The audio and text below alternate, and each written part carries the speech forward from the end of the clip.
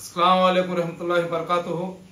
సోదరులారా, వక్ఫ్ బోర్డ్ సవరణ బిల్లు పేరు మీద బీజేపీ పార్టీ ముస్లింలకు ద్రోహం చేయాలనే సంకల్పంతో ఈ బిల్లును తీసుకుని వచ్చిందన్న వాస్తవం ప్రతి ఒక్కరికి తెలుసు. ఇకపోతే ప్రాంతీయ పార్టీలైన తెలుగుదేశం పార్టీ, అదేవిధంగా నితీష్ కుమార్ పార్టీ, ఈ రెండు పార్టీలు కానీ గట్టిగా ఆ బిల్లును కానీ వ్యతిరేకిస్తే ఆ బిల్లు లోక్సభలో కానీ రాజ్యసభలో కానీ ఆమోదం పొందదు. అదేవిధంగా ఎన్నికల్లో తెలుగుదేశం పార్టీ అధినేత చంద్రబాబు నాయుడు గారు మైనార్టీలకు అండగా ఉంటాను, నేను బీజేపీతో అలయన్స్ పెట్టుకున్నా కానీ ఎక్కడైనా ఎప్పుడైనా ముస్లింలకు వ్యతిరేకంగా ఏదైనా బిల్లులు కానీ వస్తే దానికి అడ్డుకోవడానికి ఎన్డీఏ కూటమిలో నేను కానీ ఉంటే అది ఉపయోగపడుతుందని చెప్పి అతను ఎవరైతే ముస్లిం సంఘాలకు చెందిన పెద్దలు, ముస్లిం మత పెద్దలు ఎన్నికల సందర్భంగా చంద్రబాబు నాయుడు గారితో కలిస్తే అతను చెప్పిన మాటలు ఇంకా మాకు గుర్తున్నాయి. అదేవిధంగా నెల్లూరుకు చంద్రబాబు నాయుడు గారు వచ్చినప్పుడు చంద్రబాబు నాయుడు గారితో నెల్లూరులో మేము అందరం కూడా మాట్లాడినప్పుడు చంద్రబాబు నాయుడు గారు మాతో కూడా అదే విషయం మాట్లాడినారు.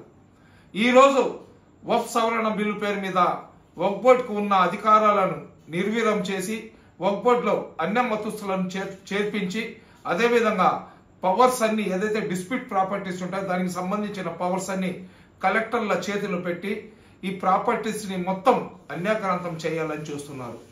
వక్ఫ్ బోర్డుకి సంబంధించిన ఆస్తులు నేను ఇచ్చినవి లేదా ఎవరు ఈ సోషల్ మీడియాలో తిక్క కామెంట్లు పెట్టే ఎదహులు ఇచ్చినవి కాదు. అల్లా కోసము, అల్లా మీద విశ్వాసం నమ్మకంతో ఉన్న పెద్దలు, మనసున్న మహారాజులు, అదేవిధంగా అల్లాతో భయం ఉన్న వ్యక్తులు వాళ్ళ దగ్గర ఉన్నవి సర్వస్వం అల్లా పేరు మీద వక్ఫ్ చేసినారు. అయితే ఈ వక్ఫ్ బోర్డ్ ప్రాపర్టీస్ వల్ల ముస్లిం సమాజానికి ఏం మేలు జరుగుతుంది, ముస్లిం సమాజం దీని గురించి ఎందుకు పోరాటం చేయాలని కొంతమంది బీజేపీ వాళ్ళకు పుట్టిన ఎదవలు ఫేస్బుక్ లో కామెంట్లు చేస్తున్నారు.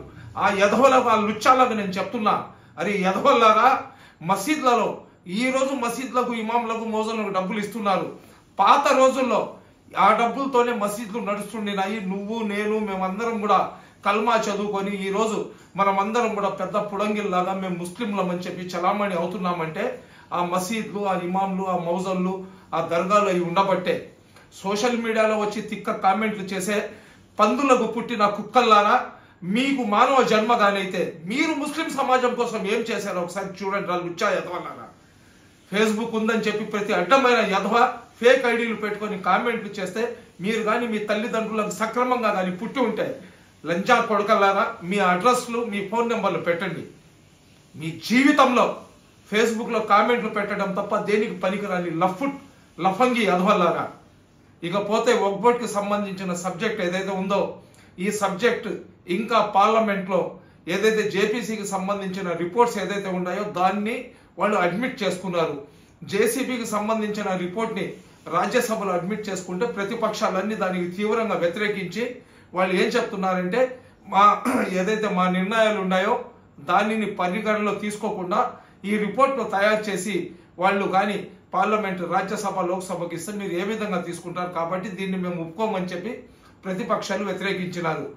దీన్ని రక్షించుకోవాలంటే ఎన్ఆర్సీ మూవ్మెంట్ వచ్చినప్పుడు ఏ విధంగా ముస్లింలందరూ రోడ్ల మీదకి వచ్చి జమాత్లకు, పార్టీలకు అతీతంగా పోరాటం చేసినారో అటువంటి పోరాటం చేయాల్సిన ఆవశ్యకత ఈ రోజు వచ్చింది.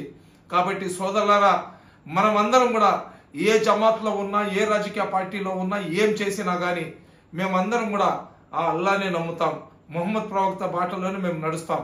కాబట్టి ఏదైతే ఈ బైతుల్ మాల్ ఉందో దీన్ని కానీ మేము రక్షించుకోకపోతే రాబోయే రోజుల్లో మా మసీద్లన్నీ కూడా వాళ్ళు ఈ పేపర్లు సరిగ్గా లేవు, ఈ కాగితాలు సరిగ్గా లేవు అని చెప్పి ఆ మసీద్ల మీద కూడా వాళ్ళు వచ్చే ప్రమాదం ఉంది. కాబట్టి ఖచ్చితంగా ఏదైతే స్వయం ప్రతిపత్తి కలిగిన వక్ఫ్ బోర్డ్ సంస్థ ఉందో దాన్ని కాపాడుకోవాలా, అదేవిధంగా రక్షించుకోవాల్సిన బాధ్యత ఎంతైనా ఉంది.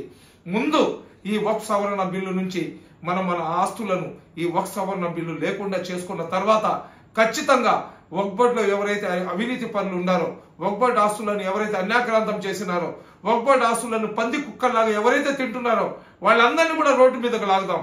వక్ఫ్ బోర్డుకి సంబంధించిన ఆస్తుల్లో వచ్చే ఆదాయం ముస్లిం సమాజంలో ఉన్న వితంతులకు, అదేవిధంగా ఎవరైతే అనాథలు ఉన్నారో వాళ్లకు, అదేవిధంగా ముస్లింల కోసం ఎడ్యుకేషన్ ఇన్స్టిట్యూట్లు కట్టడానికి, ముస్లిం యువతకు ఉపాధి కల్పించడానికి ముస్లింల వెల్ఫేర్ కోసం ఆ వచ్చే ఒక్క రూపాయి కూడా అన్యాక్రాంతం కాకుండా ఈ సంక్షేమ పథకాలకు ఉపయోగపడేటట్లు అందరం కూర్చొని ఒక ప్రణాళిక చేద్దాం. ముందు ఏదైతే జరుగుతుందో దాన్ని అడ్డుకోవాల్సిన బాధ్యత మన అందరి మీద ఉంది. కాబట్టి మీరు ఆ జమాతు, మీరు ఈ జమాతు, ఆయన దర్గాకు వెళ్తున్నాడు, ఈయన షిరిక్ చేస్తున్నాడు, ఇట్లాంటి ఎదవ మాటలు, ఎదవ కబుర్లు లేకుండా అందరం కూడా మన ఆస్తులను మనం కాపాడుకోవాలా. వక్ఫ్ బోర్డ్ సంస్థను మనం నిలుపుకోవడానికి మనం అందరం కూడా నడుము బిగించి ముందుకు రావాలా. సోదరులారా, సోమవారం రోజు ఉదయం 11 గంటలకు యూసుఫియా మసీద్ వద్ద నుంచి కలెక్టర్ ఆఫీస్ దాకా ఏదైతే వక్ఫ్ సవరణ బిల్లు జరుగుతుందో దాన్ని ఆపాలా, దాన్ని అడ్డుకోవాలా, ముఖ్యమంత్రి గారు దాన్ని వ్యతిరేకించాలని చెప్పి ఒక ర్యాలీ బయలుదేరి కలెక్టర్ గారికి రిప్రజెంటేషన్ ఇవ్వాలనుకున్నాం. ఈ కార్యక్రమంలో ప్రతి ఒక్కరు కూడా ఎన్ని పనులు ఉన్నా కానీ ఆ పనులన్నీ పక్కన పెట్టి దీంట్లో మీరు పాల్గొనాలని చెప్పి ప్రతి ఒక్కరికి పేరు పేరున సలాంలు చేసి రిక్వెస్ట్ చేస్తున్నాను. సోదరులారా, ప్రతి ఒక్కరికి నేను వచ్చి కలిసి పిలవాలంటే నా వల్ల అయ్యే పని కాదు. కాబట్టి మసీదులలో కూడా ఈరోజు అనౌన్స్ చేయిస్తున్నాం.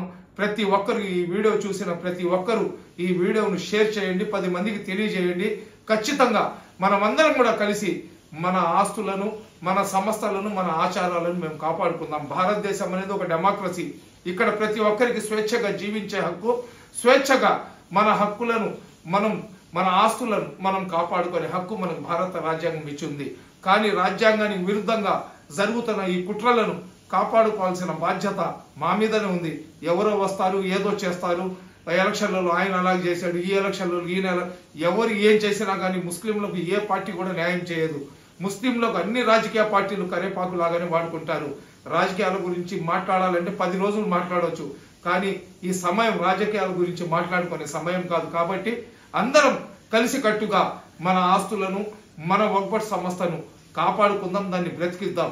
కాబట్టి సోదరులారా, సోమవారం రోజు ఉదయం జరిగే నిరసన కార్యక్రమంలో ప్రతి ఒక్కరు కూడా విధిగా ఇది మా బాధ్యతగా భావించి అందరూ కూడా పాల్గొని విజయవంతం చేయాలని కోరుకుంటున్నా. అస్సలాము అలైకుం.